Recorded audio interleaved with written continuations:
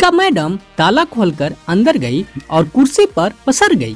नौजवान ने कमरे में आकर नमस्ते करते हुए कागज उनकी तरफ बढ़ा दिया। राधिका मैडम ने उबकाई ली, फिर इधर उधर नजर दौड़ाई। बस में आज उनके रास्ते में कोई नहीं था, स्टाफ कम था, कहीं छुट्टी तो नहीं है, कोई नेता अचानक मर गया होगा। उन्होंने पिता को फोन किया, कोई नेता नहीं मरा था, छुट्टी भी नहीं थी, बस चलने लगी। उन्होंने बैग से हनुमान चालीसा निकाली और पढ़ने लगी। थोड़ी देर में बस स्टैंड आ गया, धीरे धीरे उतरी, घड़ी देखी तो 8 बज रहे थे। आधा घंटा देर हो गई थी। आराम से चलते हुए स्कूल पहुंची। 3-4 छात्र आए थे, एक नौजवान भी वहां खड़ा था। राधिका ने देखा कि वो ज्वाइनिंग लेटर का नाम पढ़ा, उस पर ज्वाइनिंग लेटर लिखा हुआ था। श्यामलाल आदिवासी। उन्होंने मुंह बनाया और श्यामलाल को कुर्सी पर बैठने को कह दिया। फिर पूछा, क्या IPSC में चयनित हो? कितने नंबर आए थे? जवाब में मिला कि इंतजार करते हुए वो फिर बोली, इस गांव में कभी आदिवासी बच्चे पढ़ाने नहीं भेजते कभी क्या कोई? थक गई हूँ अब मैं। तुम कोशिश करो, यहाँ गांव में वनवासी संगठन एक स्कूल चलाता है, बहुत से बच्चे वहीं पढ़ने जाते हैं। श्यामलाल बोल पड़ा, हम पढ़ाएंगे तो हमारे यहाँ भी आने लगेंगे। यह सुनकर राधिका मैडम का पारा चढ़ गया। उन्होंने यह नयानंद मास्टर बना भी उन्हें निकम्मा कह रहा था। उन्होंने दबाव बनाने के लिए कहा, तुम मेरे पति को जानते हो? सुगम भारती नाम है उनका, धर्म प्रसार का काम करते हैं और राष्ट्रवादी सोच के आदमी हैं, बहुत दबदबा है उनका। अचानक राधिका मैडम को लगा कि श्यामलाल का ध्यान उनके देह पर चला गया। उन्होंने ब्लाउज से बाहर झांकते हुए लाल लगाने की कोशिश की। श्यामलाल के चेहरे पर उलझन थी। वो उठ गया और पढ़ने आए 4-5 छात्रों से बात करने लगा। मिड डे मील बनाकर आ गया, दाल में पानी ही पानी था, रोटियां कच्ची थी, कम थी।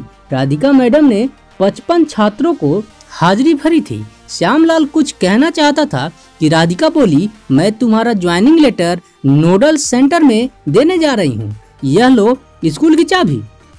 उनके घर जाने के बाद श्यामलाल ने गांव का चक्कर लगाया, घर घर जाकर बच्चों को पढ़ने के लिए भेजने को कहा। माँ बाप के मुंह से राधिका मैडम की बुराई सुनकर उसे लगा कि बहुत मेहनत करके स्कूल जमाया जा सकता है। दूसरे दिन राधिका मैडम ने रोजाना की तुलना में देर से स्कूल पहुंची। 7:30 से 8 हो गए थे। स्कूल खुला था, तकरीबन 30 बच्चे क्लास में बैठे थे। श्यामलाल कविताएं बुलवा रहा था। राधिका मैडम दूसरे कमरे में जाकर धम से कुर्सी पर बैठ गई। उन्होंने बहुत गुस्सा आया उन्हें। श्यामलाल को बुलाकर वे बोली, तुम यहाँ क्या कर रहे हो? क्यों पढ़ा रहे हो? इन सभी के लिए मिड डे मील बनाना होगा, काफी खर्चा बेकार होगा। श्यामलाल ने कहा, मैडम सरकार दे रही है ना गेहूं चावल पकाने का खर्च।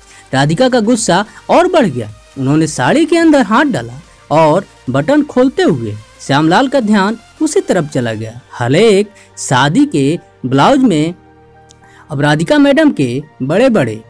अगले दिन श्यामलाल की मेहनत रंग लाने लगी। 50 छात्र पढ़ने आए थे, कुछ ने कमीज पहनी थी, कुछ के पास नई स्लेट थी। राधिका मैडम आज देर से आई। मिड डे मील की सब्जी मसाले को लेकर पति के साथ मोटरसाइकिल पर आई थी। श्यामलाल का परिचय हुआ, बातचीत का सिलसिला चला।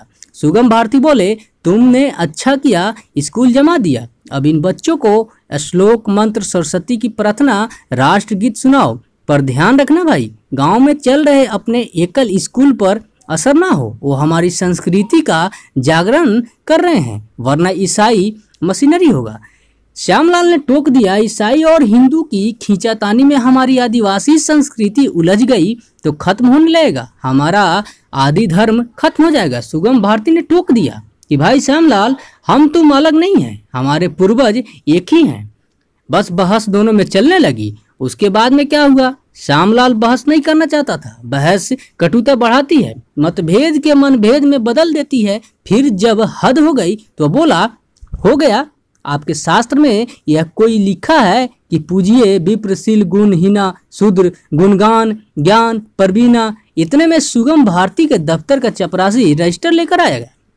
उन्होंने 15 से 20 दिनों के दस्तखत एक साथ किए। श्यामलाल की आंखों में उठे सवाल को जानकर वो बोले, क्या करूं, राष्ट्र सेवा में लगा हूं, दफ्तर जाने का वक्त नहीं मिलता है। देश पहले, दफ्तर तो चलता रहेगा। राधिका चाय लेकर आई, बहस करते हुए रुक गई। घर परिवार की बातें चल पड़ी। एक दिन स्कूल में हाथ की रेखाएं देखते हुए राधिका ने अपना ज्योतिष ज्ञान बताया। तुम्हारे अनेक लड़कियों से संबंध होंगे। श्यामलाल मुस्कुरा दिया। राधिका ने कहा, भारती जी बाहर गए हैं, और वे भी मुस्कुरा दिया।